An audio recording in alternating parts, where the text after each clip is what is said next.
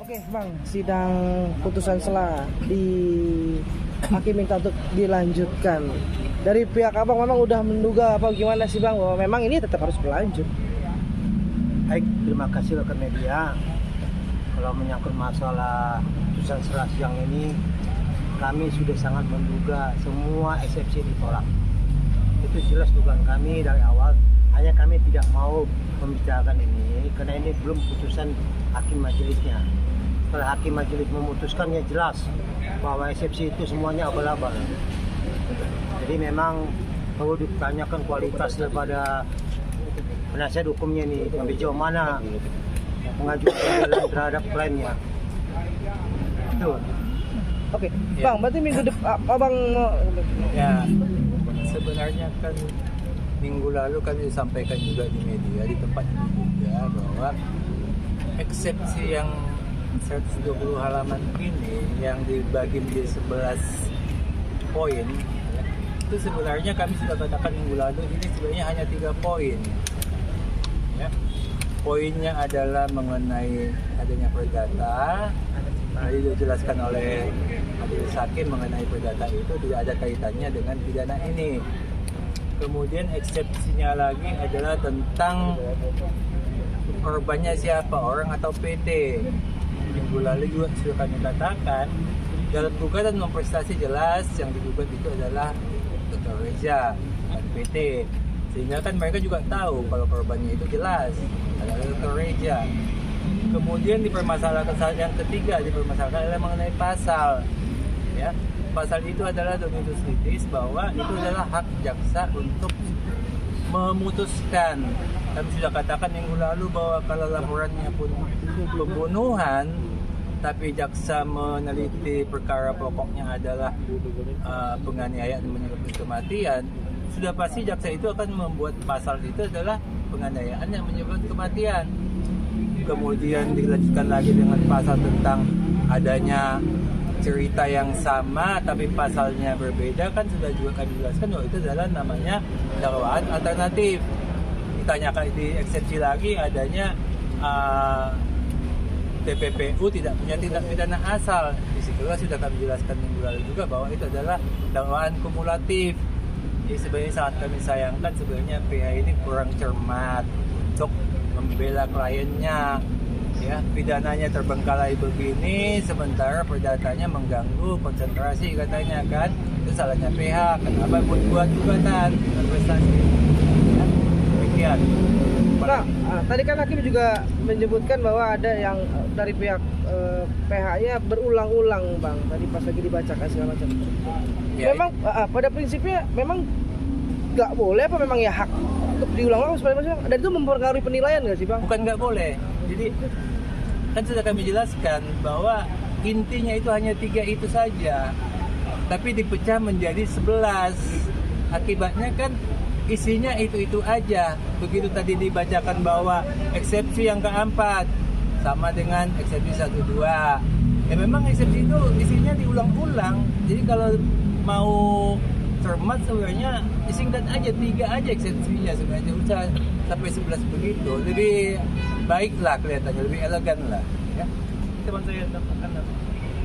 Ya mungkin harapan kami kepada terdakwa ini cobalah menyadari semua apa yang terjadi saat ini, karena ternyata eksepsi kan ditolak oleh majelis hakim.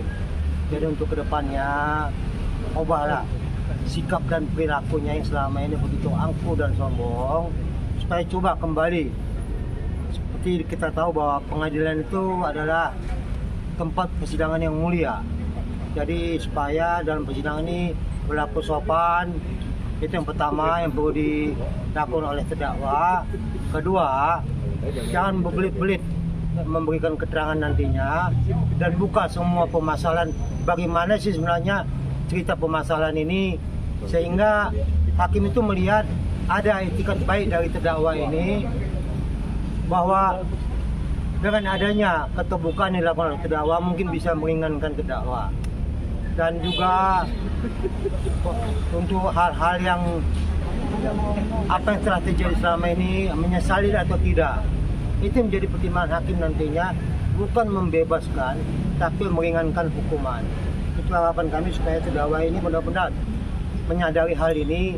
Jangan lagi lah sombong dan angkuhnya itu ditunjukkannya.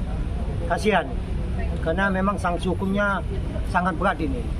Harapan kami itu. Ya, jadi harus terbuka lah, dijelaskan semua itu persoalannya. Tidak usah ada yang ditutupi dengan pengertian begini.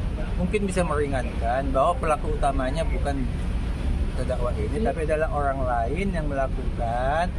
Dia hanya terbawa mau menikmatin uangnya saja. Jadi supaya jelas, jangan dia mau korban, ya apa boleh buat lah kalau begitu, hukumannya buat dia nantinya. Ya.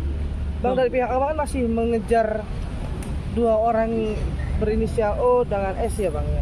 Sampai sejauh ini pembuktiannya kan seperti apa Bang nanti Bang? Nanti di persidangan kita lihat, kan minggu depan sudah mulai masuk pembuktian. Salah satunya adalah pemeriksaan saksi-saksi. Khususnya untuk saksi korban nanti minggu depan, itu yang pertama-tama diperiksa. Nanti proses inilah kita lihat, siapa sih sebenarnya pelakunya, pelaku utamanya. Nah ini tergantung kepada terdakwa. Kalau terdakwa tidak mau membukanya, nah, risiko dia yang menanggung. Tapi kalau dia mau terbuka ini semua, bisa meringankan bagi terdakwa. Berarti dibutuhkan kerjasama ya Bang dari terdakwa tersebut ya Bang? Ya memang terdakwa harus membuka ini semua. Kan tanpa dibuka oleh terdakwa ini agak sulit untuk mengikutkan pihak lain. Harapan kami, bukalah semua ini permasalahan, jelaskan sehingga hakim bisa melihat, majelis hakim bisa lihat, oh iya memang dia sudah terbuka semua permasalahan dan terang benderang ini pegangannya, maka dia bisa diringankan hukumannya. Abang ngeliat gak sih bahwa apa memang ya terdakwa ini dikorbankan atau bahasa kemarin kasarnya ditumbalkan ya Bang? Sebenarnya tidak juga sih, kalau kita lihat dari proses hukumnya, ini kan memang diawali ada pihak-pihak lain yang mencoba speak up masalah Dr. Reja ini. Tapi kan ujung-ujungnya terdakwa yang terima uang. Kerjasama terdakwa di kita dengan Mail. Dan hanya bisa jika mereka membuka ini semua masalah pengadilan, baru kita tahu bagaimana sih sebenarnya masalah ini. Ya, jadi ditambahkannya, kita ikutin apa yang dibacakan oleh jaksa ya, dakwaannya.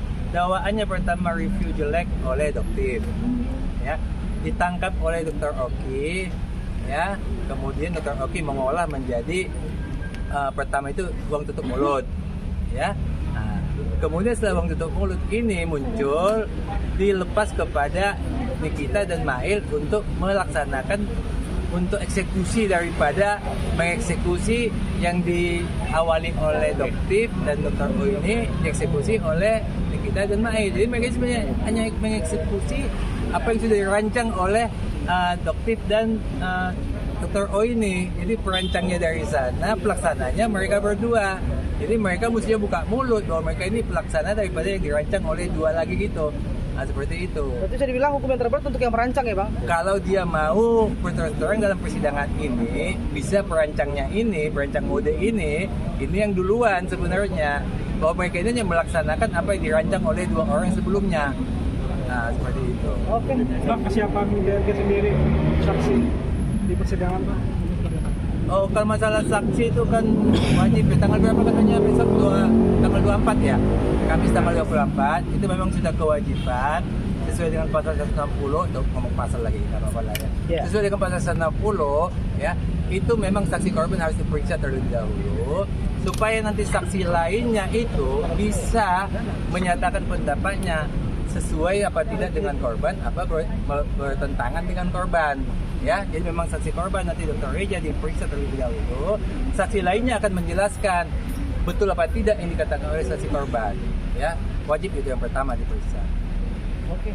Tapi udah kesiapan mental aman ya Bang? Nggak ada Aman. seperti yang dibilang takut segala macam nggak ada ya? Aman, karena kemarin harimau sama singa lepas sudah kami ikat, sehingga dia mengatakan nggak takut lagi. Oke. Nah, begitu dia datang nanti. Oke, siap. Thank you Bang. Datang ya Pak ya? Ya.